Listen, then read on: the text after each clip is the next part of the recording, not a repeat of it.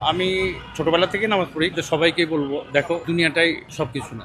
বাংলা চলচ্চিত্রের একসময়ের পরিচিত মুখ, ভিলেন চরিত্র অভিনেতা ডন আলো ঝলমলে পর্দায় আসার আগে তার জীবন ছিল সংগ্রাম আর সাধারণ বাস্তবতার গল্পে ভরা। শোনা যায় চলচ্চিত্রে আসার আগে তিনি জীবিকা নির্বাহের জন্য মাইক্রোবাস চালাতেন। শহরের ব্যস্ত রাস্তায় দিনরাত পরিশ্রম করে নিজের সংসার চালাতেন। সে সময় তার জীবনে অভিনয়ের কোনো নিশ্চয়তা ছিল না, ছিল শুধু স্বপ্ন কিছু একটা বড় করার, নিজেকে আলাদা করে তোলার। ড্রাইভিং এর পাশাপাশি মানুষের সাথে মিশে থাকার অভিজ্ঞতা, জীবনকে কাছ থেকে দেখার সুযোগ, এসবই তার ব্যক্তিত্ব গঠনে বড় ভূমিকা রাখে। পরবর্তীতে যখন তিনি মিডিয়ায় সুযোগ পান, তখন সে বাস্তব জীবনের অভিজ্ঞতায় তার অভিনয় ফুটে ওঠে স্বাভাবিকভাবে। চলচ্চিত্রের প্রবেশের শুরুটা ছিল কঠিন, ছোটখাটো চরিত্র, সীমিত সুযোগ, এইসব দিয়ে তাকে নিজের জায়গা তৈরি করতে হয়েছে। কিন্তু ধীরে ধীরে তার অভিনয় দক্ষতা, সংলাপ বলার ধরন এবং উপস্থিত দর্শকের নজরে আসে। ডন নামটি পরে তার পরিচয়ের অংশ হয়ে যায়। বিশেষ করে ভিন্নধর্মী চরিত্রে অভিনয়ের মাধ্যমে তিনি আলাদা একটা অবস্থান তৈরি করেন। আজ তিনি হয়তো খুব বড় সুপারস্টার নন, কিন্তু নিজের সংগ্রাম আর পরিশ্রম দিয়ে